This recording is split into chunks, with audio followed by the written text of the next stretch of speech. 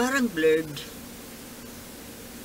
Blurred ba po yung aking camera or mata ko yata ang nagbo-blur? Anyway, magandang gabi po muli mga katribo. Ito po ang inyong Sultana. Ito po uli ang pag-uusapan natin, Kasi, ito pong usapin tungkol sa West Philippine Sea ay parang ayoko po kasing bitawan Dahil sa ngayon po, sa ngayong panahon, siguro ito po ang pinaka-importante. Ito ang pinaka-importanteng issue, very critical sa history ng ating bansa. Naniwala kayo, mga katribo? Ngayon, nakakapag-alala, nakakatakot, kasi hindi po lahat ng Pilipino ay iisa ang kaisipan, prinsipyo tungkol sa usaping ito. Yun po ang parte na nakakalungkot. Ang ibang bansa, like Vietnam, ang Vietnam po ay napaka-nationalistic nilang tao. At napakatapang. Kapag tungkol sa kanilang bansa, sa kanilang teritoryo, handa po silang mamatay at talagang ipaglalaban nila. Isa pa, yung Israel. Ito pong dalawang ito, Israel, Vietnam, Japan. Ito po yung mga bansa na pagdating po sa mga usaping ganito, mga territorial claims, territorial integrity, bilib po ako sa mga bansang ito. Pero dito sa atin, ito po ang nakakalungkot. Kasi, sayang lang po yung ating pambansang awit, kung aawitin mo. Alam nyo, kaya po tayong madaling masakop. Even before. Well, bakit ba tayo nasakop ng Kastila? Kasi nga, we were not united. 'Di ba? Pulo-pulo, mga kingdoms, mga sultanate, mga little kingdoms, yung mga isla-islang yan, yung mga iba-ibang lahi, like yung mga taga-Tondo, Bisaya, Bicol, Ilocano, may kanya-kanyang kanya-kanya sila. Yung bang tinatawag na regionalism. Kaya po tayo madaling nasakop ng dayuhan. Ngayon, para po kasing hindi tayo natututo, tayong Pilipino, we have not learned our lesson well. Alam yan turo na po yan lesson po yan sa Philippine history. Yung dahilan kung bakit po madali tayong nasakop ng Kastila. Dahil nga dyan sa regionalism. Imbis na united, yung ibang mga kingdoms, kumampi pa sa Kastila, at magkasama pa sila, magkasabwat pa sila na lulusubin yung ibang mga kaharian. Yung mga kalaban nilang kaharian. Kaya doon po tayo isa-isang bawat, kaya yun po ang mahirap kapag walang unity. Hindi pa uso yung unity noong panahon. Kaya yun po ang nakita na malaking factor noong Kastila. Now, dumating during the American regime, parang medyo natuto ng konti yung mga Pilipino, nag-unite na sila. But then, dahil mas superior yung Amerikano, At tayo ay kagagaling lang sa, kumbaga, nandoon yung, nawala na naman sa isip ko. Yung pagod ba? Ano nga ba yun? Mamaya maalala ko yun. Yung fatigue. Fatigue pala. Yung fighting fatigue ba? Kaya medyo, although, dahil kagagaling lang sa gera, nandoon pa rin yung fighting mode. Pero, kumbaga, later, dahil masyadong superior, yung Amerikano, yung puwersa ng Amerikano,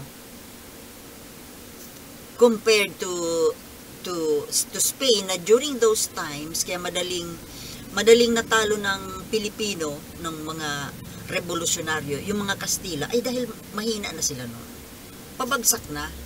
Bagsak na yung Spanish Empire. Ngayon, nung dumating na naman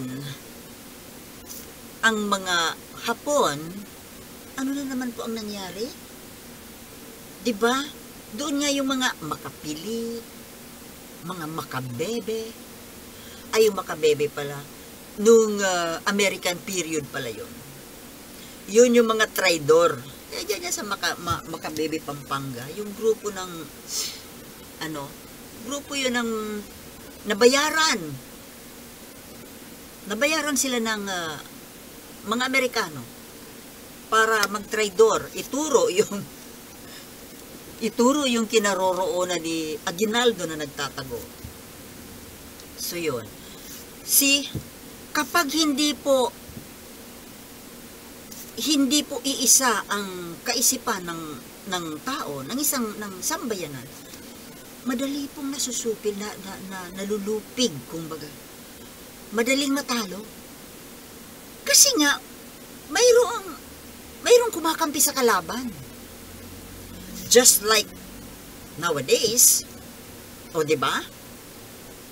Hindi po united sa ngayon ang mga Pilipino. Mayroong makapilipino, fortunately, mas malaking percentage din naman yung mga pro-Pilipino. Pro-Pilipino na pro-US. When you're pro-US nowadays, this time, you're pro-Filipino. Dahil ang pinaglalaban po natin, kaya tayo nakikipag-alyansa sa Amerika, ay dahil para ma-preserve natin ang ating Philippine territory. Ngayon, mayroon din naman pong mga, we cannot say modern, kasi modern period was began during the 17th century. So it's not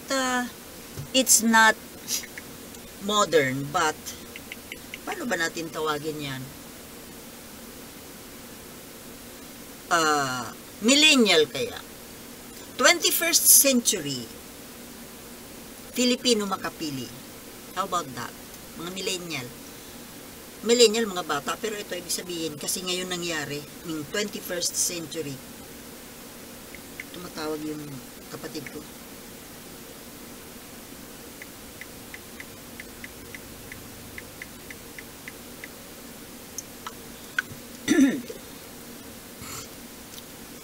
So ngayon, do you think po ba, mga katribo, sana magkakatribo tayo, yung isa, magkakatribo di ba? Dapat isa tayo ng ipinaglalaban, isa ang natin, adhikain. Di ba? Marami po sa atin ang 21st century makapili at makabebe. Ano po ang ginawa sa mga makapili at makabebe during the American period and during the Second World War? After the war, anong ginawa doon sa mga makapili at makabebe, mga traidor sa bayan? What do you think? Anong dapat nating gawin sa mga 21st century makapili na ito? Alam mo, this very moment, kung ako lang ang masusunod, ay paghuhulihin ko ang mga to. Ikukulong ko ang mga to. Kagaya ng ginawa ni Apulakay kay Ninoy at dun sa mga komunista. Diba? Kasi mga traitor sila eh. Gusto nilang pabagsakin ang gobyerno. Parehas din po sa nangyayari ngayon. Bakit sila kumakampi sa China? Para, ano ba sila? Hindi ba nila, are they not aware na mayroong plano sa atin ang China? Bakit? Ano sila? Itong mga pro-China na ito, mga bobo ba sila? Hindi ba nila alam? Hindi ba nila nakikita kung ano ang intensyon, ang evil intention, maitim na balak sa atin, sa bansa natin, nitong Inchik? Imposible po na hindi nila alam yan. Kaso nakikipaglaro sila, nakikipag-isa, nakikipag-alyansa. Na later on, masasako po tayo ng China dahil sa ginagawa nila. Mayroon pong virus sa loob ng ating lipunan. They are the viruses. Actually, ang plural form ng virus is viri. Kaso, hindi masyado ginagamit yan. Viruses. Actually, wala namang viruses. Viri talaga yun. Ngayon,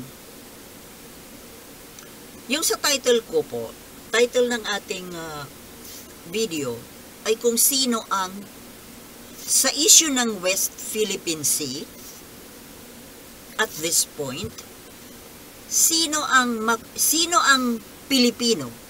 I mean, sino ang tunay na Pilipino at sino ang hindi?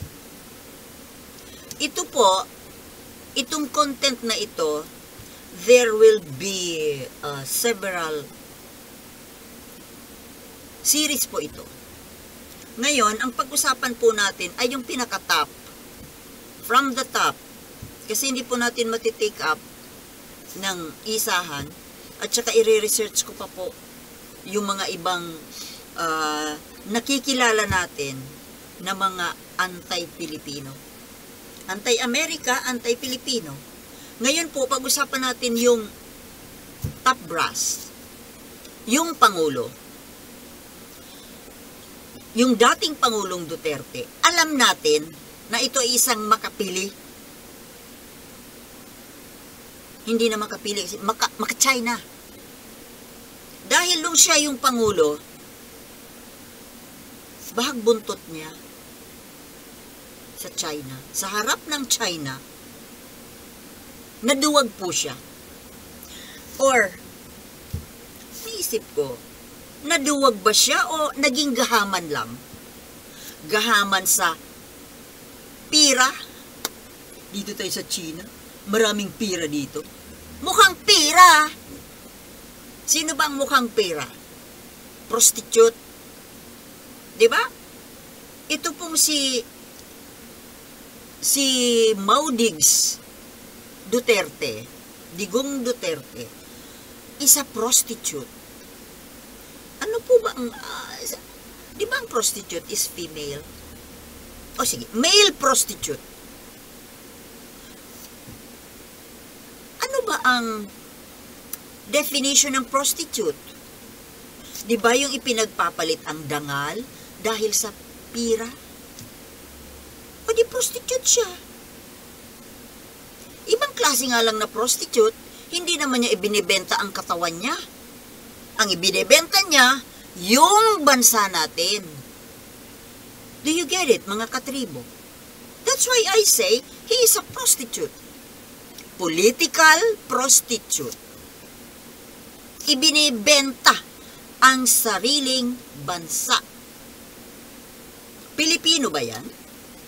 Well, Sabi niya, mayroon siyang dugong inchik. Kaya ganun siya? Ano ba ang mas matimbang sa kanya? Yung percentage ng Chinese blood or Filipino? Even me, ang sabi nila, mukhang Chinese daw ako. I hate it. Siguro kung meron, napatakan tayo ng Chinese blood. Siguro ko, malaking porsyento ng mga Pilipino ay napatakan. Siguro ako, baka mayroon akong 0.0001% ng Chinese blood. The hell I care? Ang interest ko sa ngayon, yung bansa natin. Diba? Ngayon, ikumpara natin si dating Pangulong Duterte dito kay PBBM. Ano ang ginagawa ni PBBM ngayon? Hindi ba ipinaglalaban niya yung karapatan, ating karapatan sa West Philippine Sea? Yan ang Pilipino. Ipinaglalaban ang interes ng sariling bansa, hindi prostitute. Tapos ang dami dyan ng mga bumabatikos pa rin kay BBM. Mayroon dyan, wala nang ibang inatupag kundi chismis, paninira kay BBM at sa asawa. Sabi naman dyan nung isang viewer basher ko, yun daw na when you enter politics, you become public property. Okay, I agree, parang artista. Kaya, marapat lang daw na batikusin. Well, Madam Basher, kailan ba nangyari itong mga nakakahiyang personal issues nitong mag-asawa? Di ba noong panahon pa, they were not yet politicians. Ngayon pa lang sila politiko. Ngayon, nowadays. Kaya siguro naman marapat lang na kung mayroon silang ginawang mga nakakahiya during this their tenure, baka doon lang tayo pwedeng bumatikos ng mga personal too personal chismis. Hindi yung noong panahon. Kahit ako, say for example lang na maging example lang na maluklok din ako, hindi ninyo karapatan na kalkalin kung ano man ang dark past ko. Because that is already past. Pakialaman ninyo yung present ko. Kung kailan ako nakaupo, nakaluklok. Ganon dapat yun. Kaya itong bumabatikos na ito na sikat na vlogger na ito, wala nang iba, kaya ayoko na manood kasi wala nang ibang ginawa, puro chismis, puro paninira. Bumisita kayo sa channel nito, ng mga ito, wala man lang silang binabanggit tungkol sa West Philippine Sea issue. Puro paninira sa pagkatao. Wala namang pakialam. Walang pakialam sa kung anong nangyayari na mas critical, mas importanteng pangyayari sa bansa natin. Ito nga po na halos ginigera na tayo. Kung sa bagay, hindi ako magtataka. Hindi naman kasi sila Pilipino eh. Hindi na sila Pilipino. Mayroon na silang ibang allegiance. Mayroon na silang ibang daladalang bandila, kumbaga. Kaya kung ano man mangyari sa atin, Philippine Sea? Who cares? Care ko ba? Yun ang ano nila. Nanggugulo lang. Pilit lang na ginugulo. Magulo na nga tayo, magulo na ang bansa natin. Lalo pang ginugulo. Hindi nakakatulong. Hindi nakakatulong. Nakakagulo. Kung talagang itong mga taong ito ay may dugong Pilipino naman sila, kung talagang kayo ay Pilipino, magkaroon naman sana kayo ng stand tungkol dito sa pang-aapi ng China. Hindi yung puro chismis. Ngayon, so ngayon, sa level ng presidente, sino yung mas Pilipino at sino yung mas matapang? Si Digong? Or si Bonget? Oh, si Bonget, nagpahayag na po na babawiin ang Scarborough. Actually, Mr. President, hindi lang Scarborough Shoal. Lahat ng mga isla sa loob ng ating teritoryo na sinakop, inagaw ng ibang bansa. What do I mean? Hindi lang West Philippine Sea. How about Sabah? Kaya lang, hindi naman natin pwedeng pagsabay-sabayin, di ba? One at a time. One at a time, baby. Isa-isa lang. Pwede namang gawin yan eh. Mababawi yan kung gugustuhin. Nandiyan ang tulong ng mga kaalyado. Magpalakas tayo ng ating puwersa. Isa-isa lang. Oh, Scarborough Shoal.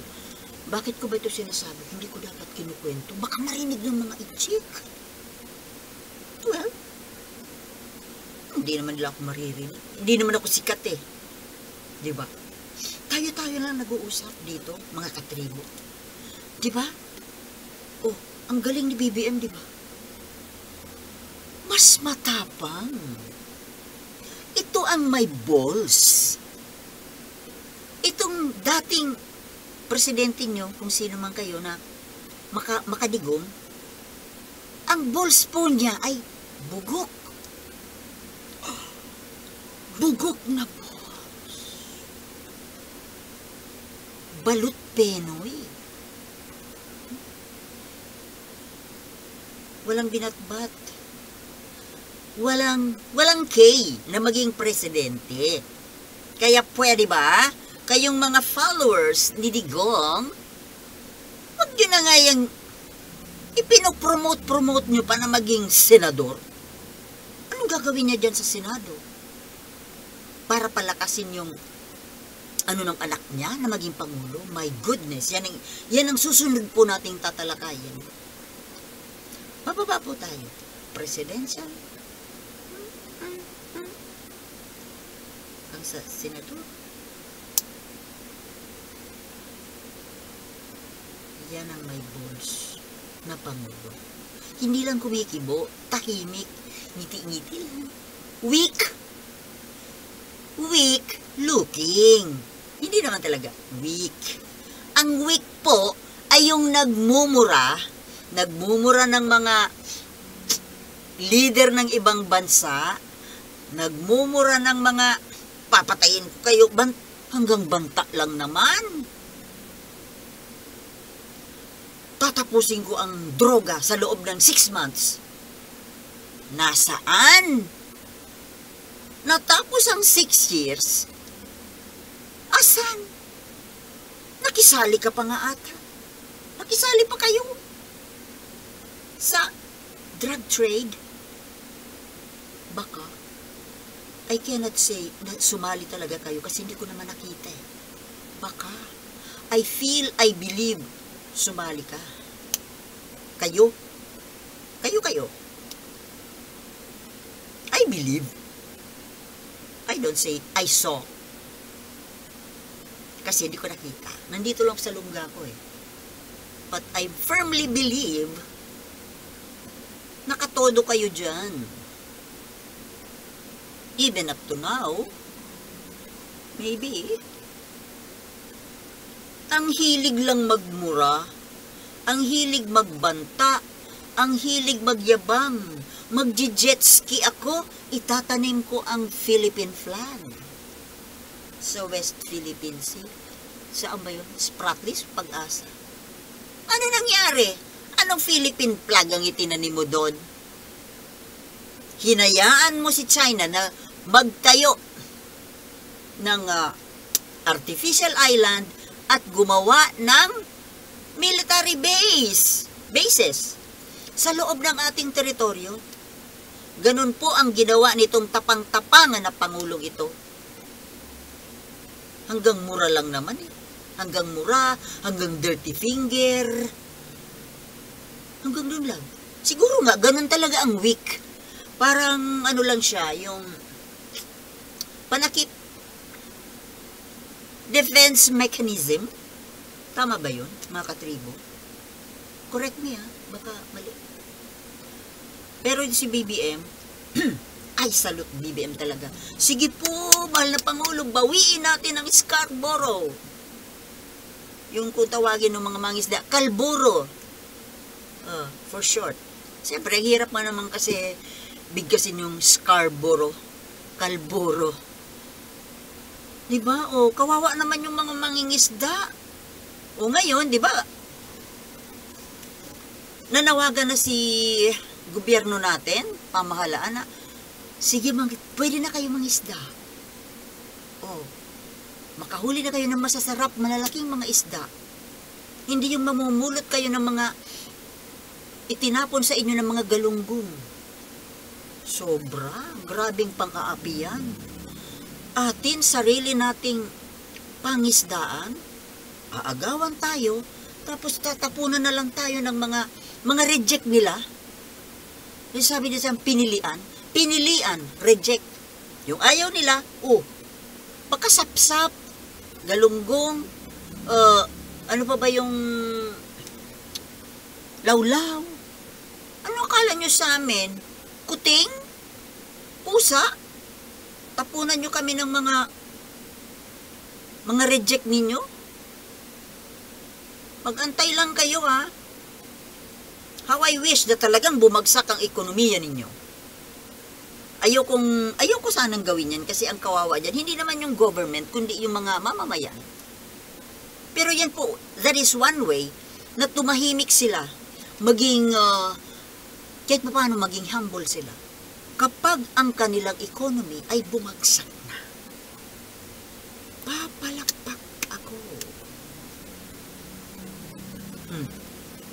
At tayo naman po, bakit ba kasi habol na habol tayo dyan sa China? 1 billion people? Bakit? Wala ba tayong makikitang iba? Paano kung natunaw na yung China? Di ba hahanap din naman tayo ng ibang kasosyo? Kanegosyo? O yung kinukonsumo ng in-order sa atin ng China, nandiyan ang Latin America, nandiyan ang Africa, Australia. Lahat na bansa na gusto sa mga produkto natin.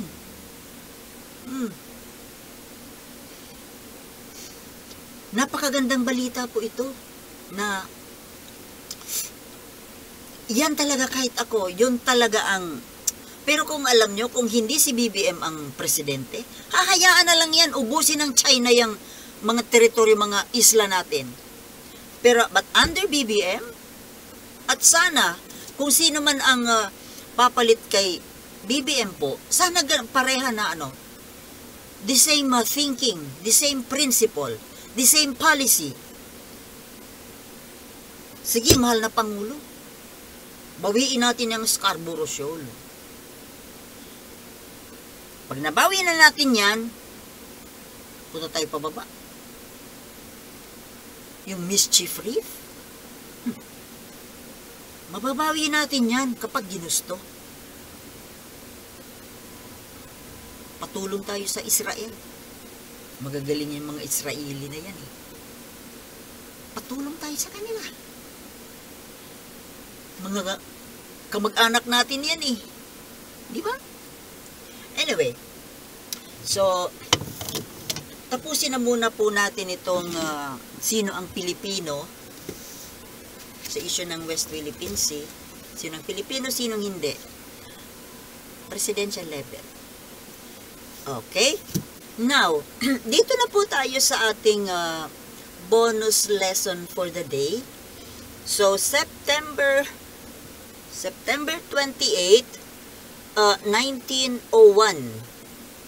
Ito po yung panahon na, ito pong araw na ito, September 28, 1901, nung nilusob ni General Jacob H. Smith.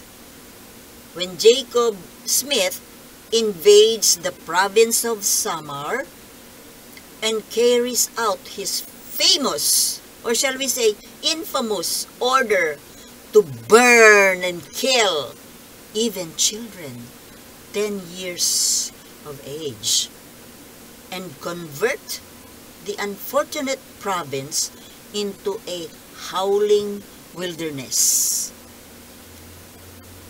This is the so-called Balangiga Affair or Balangiga Massacre. Ang nag-umpisa po kasi nito mga Pilipino rin yung mga rebelding Pilipino. Siyempre ayaw natin pa-under sa Amerika, kaya ang una na lumusob po, mga Pilipino, mga Samareño. Sila ang unang nagsunog nung mga kubo nung mga Amerikano. Marami silang pinatay. Kaya gumanti si Amerika. Well, wait. Dapat lang yun. Dapat, ang ibig sabihin, dapat lang na sunugin natin sila. Palayasin. Kasi hindi na natin kailangan ng isa pang mananakop. Yun po yung ano doon. Ibig sabihin doon. Kaya gumanti po itong si Amerika, itong si General Smith. Kaya po tinawag siya na Howling Smith. Kasi yung howling po nung sinusunog nila yung buong barangay, sinunog, pinatay. Pero hindi natin magandang pag-usapan kasi tumutulong sa atin ngayon ng Amerika. Baka nagsisisi na rin sila. Yung howling po, yung naririnig yung mga tao na humahagulgul, nag-howling, like howling hyenas. So, yun po ang ating lesson for today. Ngayon pong araw na itong September 28, 1901. Ito po yung Balangiga Massacre. So, hanggang dito na lang po muna. Ang haba-haba na po nito at baka wala na lang nakikinig sa akin. Bahala kayo. Mayroon akong libreng history, lectures on history. So, hanggang dito na lamang po at ito po ang inyong lingkod, Sultana de Manila. Nagbabati ng magandang gabi, Pilipinas. Thank you very much for watching and see you guys in my next vlog. Okay? Peace.